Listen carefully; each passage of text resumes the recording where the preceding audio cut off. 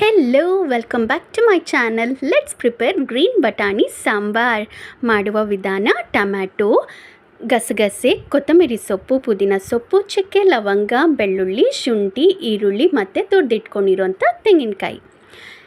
ಈಗ ನಾನಿಲ್ಲಿ ಯೂಸ್ ಮಾಡ್ತಿರೋದು ಬಂದು ಓನ್ಲಿ ಬಟಾಣಿ, ಸೋಕ್ ಮಾಡಿಟ್ಟಿರೋಂಥ ಬಟಾಣಿ ಮತ್ತು ಸ್ವಲ್ಪ ಈರುಳ್ಳಿ ಅಷ್ಟೇ.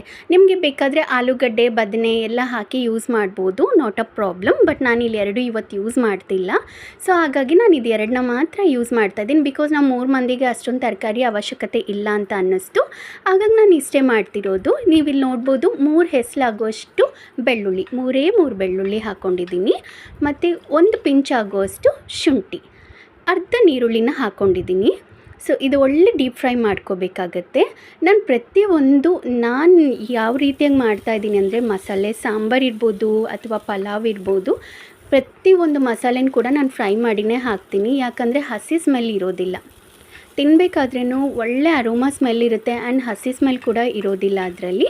ಸೊ ಹಾಗಾಗಿ ನಾನು ತೋರಿಸ್ಕೊಟ್ಟಿರೋಂಥ ಇಂಗ್ರೀಡಿಯೆಂಟ್ಸ್ ಎಲ್ಲ ಇಲ್ಲಿ ಹಾಕ್ತಾಯಿದ್ದೀನಿ. ಆ್ಯಂಡ್ ಈಗ ನಾನು ಟೊಮ್ಯಾಟೊ, ಅದಾದ ನಂತರ ಕೊತ್ತಂಬರಿ ಸೊಪ್ಪು, ಪುದೀನ ಸೊಪ್ಪು ಯಾವುದು ತೊಳೆದಿಟ್ಕೊಂಡಿದ್ದೆ ಅದನ್ನು ಆ್ಯಡ್ ಮಾಡಿದ್ದೀನಿ.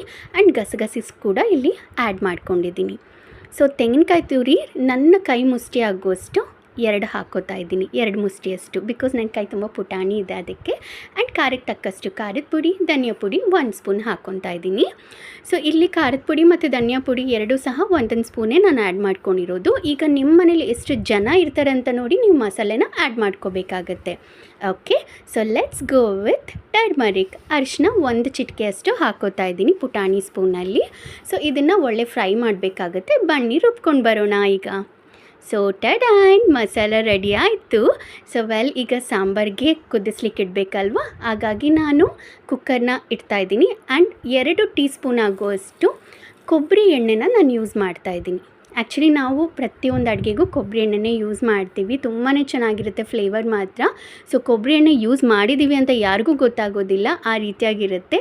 ಸೊ ಈಗ ಸ್ಲೈಸಾಗಿ ಕಟ್ ಮಾಡ್ಕೊಂಡಿರೋಂಥ ಈರುಳ್ಳಿ ಮತ್ತು ಸೋಕ್ ಮಾಡಿರೋ ಅಂಥ ಬಟಾಣಿನ ನಾನು ಇಲ್ಲಿ ಆ್ಯಡ್ ಮಾಡ್ತಾಯಿದ್ದೀನಿ. ಆ್ಯಂಡ್ ಮಸಾಲೆನ ಕೂಡ ಇಲ್ಲಿ ಆ್ಯಡ್ ಮಾಡ್ಕೋತಾ ಇದ್ದೀನಿ. ಅದಾದ ನಂತರ ಇಲ್ಲಿ ನೀವು ನೋಡ್ಬೋದು ಜಾರಲ್ಲಿ ಒಂಚೂರು ಮಸಾಲೆ ಇದೆ, ಅದಕ್ಕೆ ನಾನು ಒಂಚೂರು ನೀರು ಹಾಕಿ ಅದನ್ನು ಸಹ ಇದಕ್ಕೆ ಆ್ಯಡ್ ಮಾಡ್ತಾಯಿದ್ದೀನಿ. ನೀವು ಇಲ್ಲಿ ನೋಡ್ಬೋದು ಸ್ವಲ್ಪ ನೀರನ್ನ ಆ್ಯಡ್ ಮಾಡ್ತಾ ಇದ್ದೀನಿ. ಅದಾದಮೇಲೆ ಫ್ರೆಂಡ್ಸ್, ನೀವು ಉಪ್ಪನ್ನ ನೋಡ್ಕೊಂಡು ಹಾಕ್ಕೋಬೇಕಾಗತ್ತೆ. ಅಡುಗೆ ಮಾಡಬೇಕಾದ್ರೆ ಫಸ್ಟು ಸ್ವಲ್ಪ ಹಾಕ್ಕೊಳ್ಳಿ, ಅದಾದ ನಂತರ ಕಮ್ಮಿ ಆದರೆ ಊಟದ ಟೈಮಲ್ಲಿ ಬೆಳೆಸ್ಕೋಬೋದು. ಯವಿಗೂ 3 ವಿಸಿಲ್ಸ್ ಆದಮೇಲೆ ಸಾಂಬಾರು ಇಲ್ಲಿ ರೆಡಿ ಆಗಿದೆ. ಟಾಟಾ, ಬಾಯ್ ಬಾಯ್, ಸಿ ಯು.